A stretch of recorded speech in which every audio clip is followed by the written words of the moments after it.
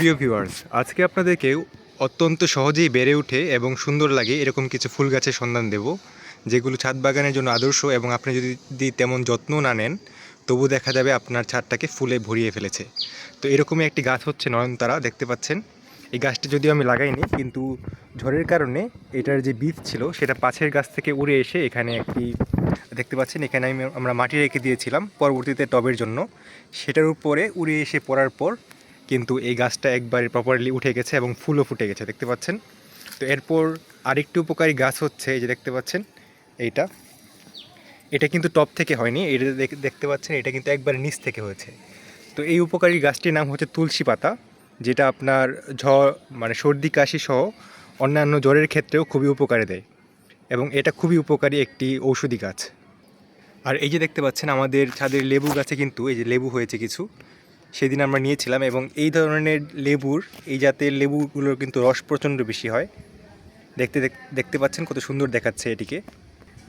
আর এই যে এইখানে দেখতে পাচ্ছেন, এটা কিন্তু অরিজিনাল নয়নতারা ফুলের গাছটি, যেটা আমরা লাগিয়েছিলাম এবং যেটা থেকে বীজটা উড়ে এসে ওইখানে গিয়ে পড়লো। এবং এইটার বীজও কিন্তু আমরা আসলে ছাদের মধ্যেই পেয়েছিলাম, কোনো একটাভাবে পাখি হয়তো এসে এনে ফেলেছিল এবং এটিকে আমরা এই টবের মধ্যে রেখেছিলাম, দেখতে পাচ্ছেন। ছাদের জন্য আরেকটি খুব সুন্দর গাছ হচ্ছে কসমস গাছ, দেখতে পাচ্ছেন। এখানে জাস্ট একটা কসমস গাছ থেকে কিন্তু, একটা না, দুটো কসমস গাছ লাগিয়েছিলাম ছোটো চারা। সেখান থেকে এইভাবে বড় বড় 3-4টা চারা একসাথে উঠে পড়েছে এবং এখানে কিন্তু প্রায় রেগুলারই ফুল হয়, খুব সুন্দর ফুল দেখায়, যদিও এখন ফুলটি নেই। কিন্তু এখান থেকে খুব ইজিতে নয়নতারা খুব ইজিতে ঝড় বা পাখির মাধ্যমে পুরো ছাদের মধ্যে এই গাছটি ছড়িয়ে পড়ে এবং এগুলো কিন্তু খুব ইজিতে বাঁচতে পারে খুব কম যত্নে। তাই আপনারা চাইলে খুব সহজেই এই গাছগুলো লাগাতে পারেন। এবং ফাইনালি সবচেয়ে সহজ যে গাছটা আছে সেটার নাম হচ্ছে টাইম ফুল গাছ বা পর্তুলিকা গাছ, দেখতে পাচ্ছেন। তো পর্তুলিকা গাছের বেশ কয়েকটা জাত আছে। এটা কিন্তু লাগানো খুবই সহজ, জাস্ট একটা ডাল ভেঙে, এই যে এখান থেকে জাস্ট একটা গোড়ার সহ একটা ডাল ভেঙে এনে পুঁতে দিলেই এইখানে পর্তুলিকা গাছ ইজিতে উঠে পড়ে এবং এখানে কিন্তু ফুলও হয় অনেক, দেখতেও সুন্দর এবং পাতাগুলো দেখতে পাচ্ছেন কত ইউনিক। তো এই গাছটাও কিন্তু আমি জাস্ট আসল যে অরিজিনাল গাছ আছে সেখান থেকে এনে একটা ডাল লাগিয়েছিলাম, এই যে দেখতে পাচ্ছেন গোড়ায়, সেই ডালটি কিন্তু এখানে উঠে পড়েছে। তো আপনারা যদি চান, এগুলো কিন্তু অনেক ডাল হয়, সেগুলো আপনারা যদি জাস্ট একটু একটু করে ভেঙে ভেঙে নিয়ে বিভিন্ন জায়গায় লাগিয়ে দেন, দেখবেন যে মাত্র কয়েক মাসে পুরো জায়গায় ছড়িয়ে পড়েছে এবং অনেক সুন্দর লাগছে। এই যে এখানে দেখতে পাচ্ছেন, এখানে কিন্তু আরেকটি কসমস গাছ, যেটা আমি লাগাইনি, কিন্তু বিভিন্নভাবে পুরো ছাদে ছড়িয়ে যাচ্ছে।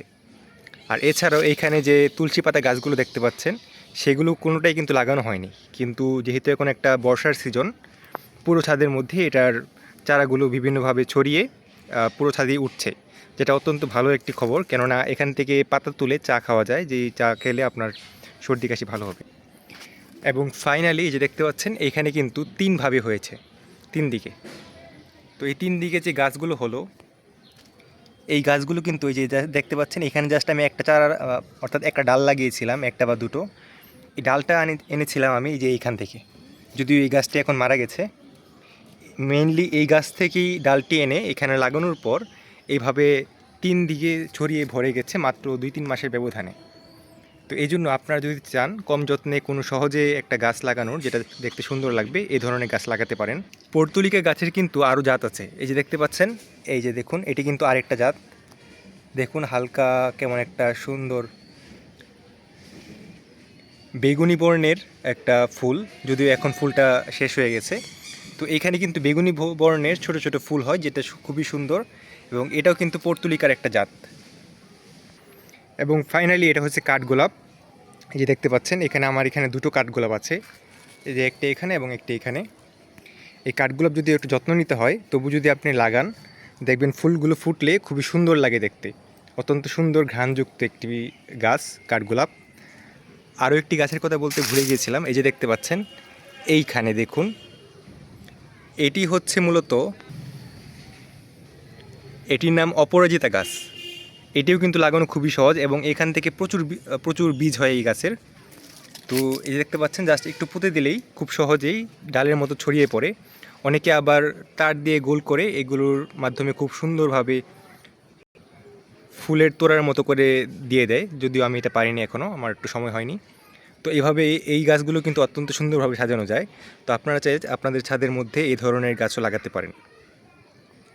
তো ভিউয়ার্স, আজকের মতো ব্লগটি এই পর্যন্তই। আপনারা আপনাদের ছাদে কী কী গাছ লাগাতে পছন্দ করেন বা কী কী ফুল আপনাদের পছন্দ হলো এখানে অবশ্যই কমেন্ট করে জানাবেন, এবং আপনারাও ট্রাই করবেন এই ইজি গাছগুলো ছাদের মধ্যে লাগাতে, যেগুলো খুব কম সময়েই এবং খুব কম পরিচর্যাতেই ভালোভাবে সুন্দর ফুল দেয়। তো ভিউয়ার্স, সকলে ভালো থাকবেন। আল্লাহ হাফেজ।